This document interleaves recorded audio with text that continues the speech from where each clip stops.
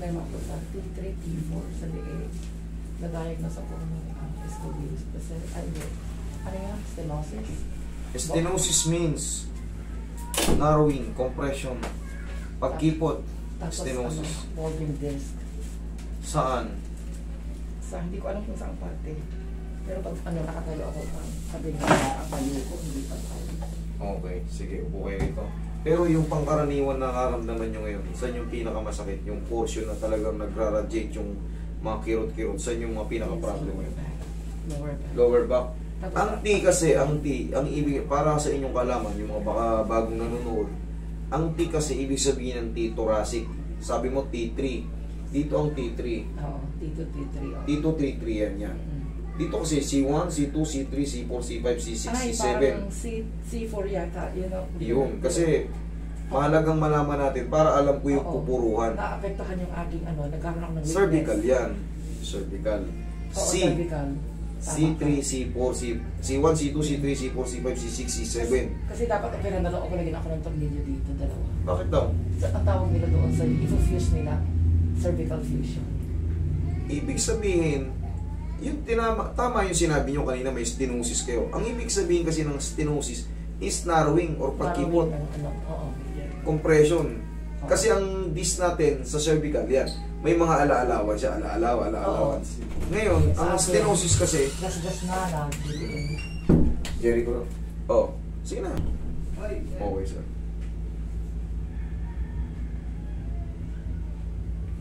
Ngayon, pero ang most na problem mo pala ka. Oo, at saka pag lumalakad ako, bigla na lang akong nagkaroon ng weakness. Pati ang hands ko, nagdanalig na. Parang na-affect ako. Grip nyo ako. Grip. Malakas ang grip ko, sa totoo lang. Sige, grip. Yun yan. Malakas ako. Malakas kasi nag-exercise ako eh. Very good. Ganun ano. Kala ko kasi yung overweight na kayo eh. Para malaman natin kung ano yung magiging changes mamaya. Oo.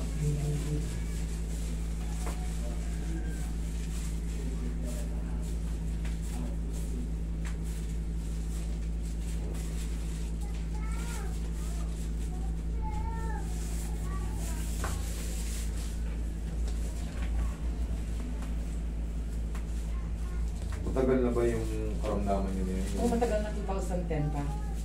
2010, 14 Pero years. Oo, parang yung pahilot ko.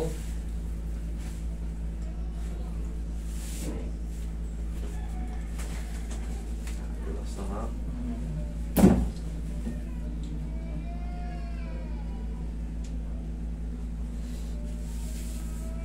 Pero never kayo nagpa-x-ray, nagpa-MRI. Nagpa-extra pero na-misplace ko na.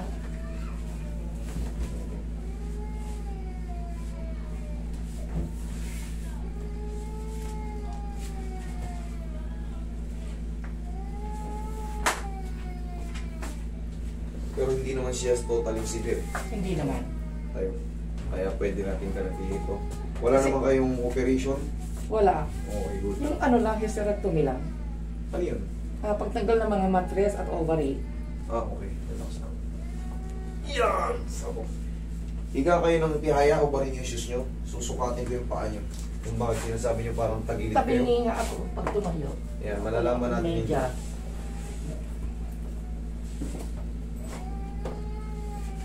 Saan ako? Tihaya. Higa po, higa. Higa pong tihaya. Tihayaan siyan? Ano nyo si Mayor Lito Atienza? Wala akong relasyon. Ganyan kasi palaging suot ni Lito Atienza. Ayun, ba't kayo nga Yung ganito. Mahal kong Maynila. Yung mga Hawaiian. Ayan o. Oh. Tabingi mo ba? Sige, sir, lapitan mo.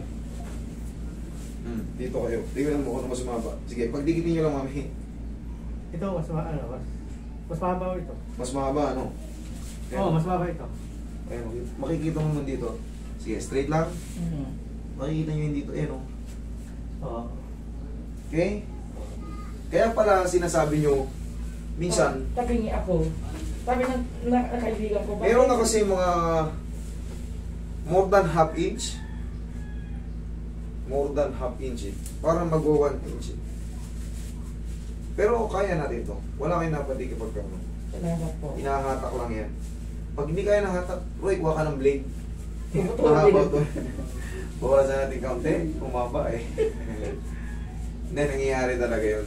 Pag may problem kayo sa lower back, kasi minsan masakit ang balakang natin eh. Oo. Ganyan-ganyan tayo. Tapos, 14 years ago na yung ano nyo eh. Mabalik-balik lang eh. Nahihilot kayo pero wala talagang totaling eksaktong adjustment. Di ba, ma'am? Am I correct? Puro hilot-hilot lang din. Hilot lang talaga. Approach lang ng pagmamahal. Pero okay naman yun. Ang mahalaga, nakakasurvive kayo. Kumbaga yung naitatawid nyo yung sakit ng katawan nyo dahil sa hilot, eh malaking bagay na yun kaysa nung bugbugin nyo yung sarili nyo ng gamot.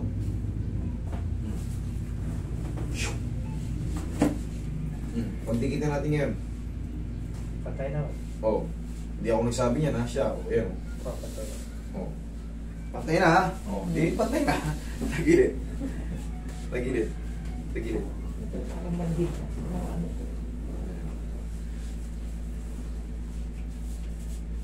Pag meron kayong problem sa cervical, automatic magrarajit yan sa kamay nyo. Yun ang totoo. Pag may tama kayo sa cervical, sabi nyo nga may stenosis kayo sa hindi nyo lang alam, C4 ba, C3, ano? Yung binanggit nyo kanina, siguro naaalala nyo pa yun kung bakit nyo masasabi yun. Kung may, hindi nyo naman masasabi kung hindi nasabi sa inyo before. Yun nga, ang stenosis, ibig sabihin ng compression, narrowing, magkipot, kabilang side, mami. Nakapata ko si Atienza ha. Master Pero ako. mahilig sa makabayan. Kapatid ko, master. Okay. Paborito to niya ano eh. Dating mayor. Mahal ko Maynila.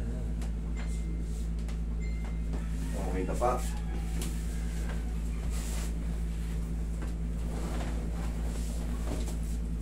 Ano ang kamay mo? Yan, dyan na sa likod. Yan, sige, relax lang katawan nyo.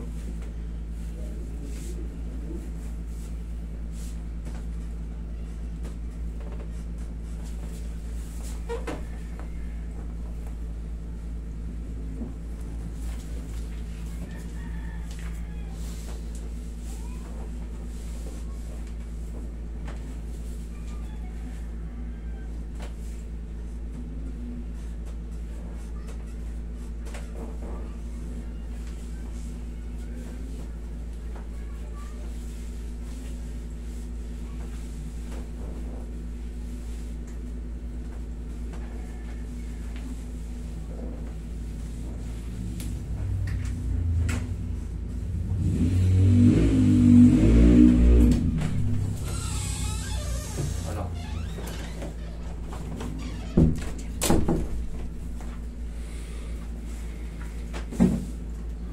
Mga taga-ano pala yun? No? Malaria. Sino?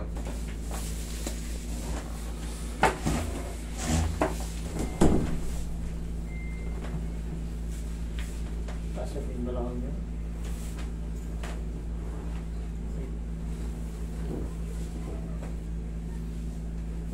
Okay, sa dibdib yung kamay. Oh, inhale. Exhale.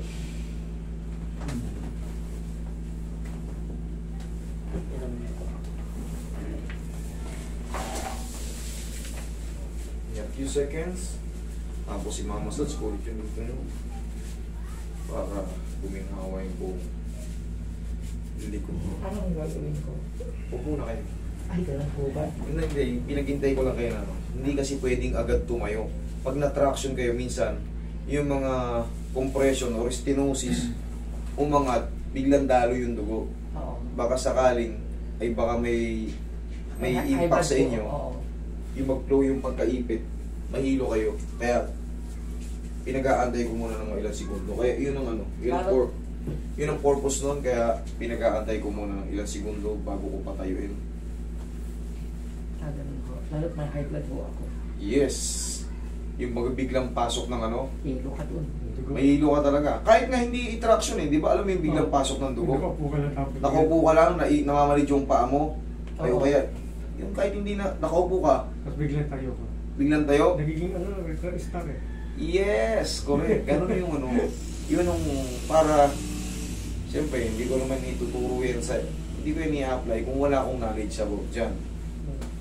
Siyempre, Kailangan natin mag-ingat dahil katawan natin to. Sa mapahama kayo, sagot ko kayo. Kasi nandito kayo sa ano ko.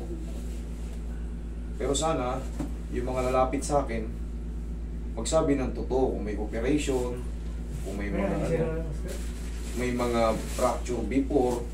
Kasi madamage kayo talaga pagka hindi kayo umamin.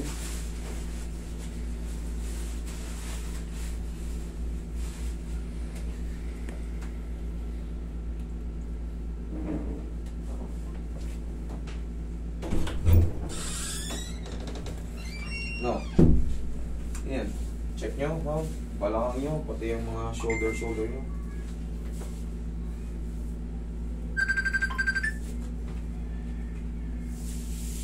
Sabi mo, okay na. Ay. Naman. Sure kayo ah. Huwag na kayo maligo tayo. Oo. Okay, thank you. Wala kong mahanginan or something. Hindi, kahit mag-inom tayo ng kung ano-ano, malamig, wala. Huwag lang maligo. Huwag lang yung direct. Bukas ng maga. Kahit madaling araw, ang mahalaga, mapahinga muna yung katawan nyo. Kasi baka first time nyo makarate, di ba? Okay? Tapos Sige. wala itong follow-up. Pag meron pang masakit, balik na kayo ulit dito Wednesday. Paki-explain mo kay yung Salamat. Teka, tapos ako.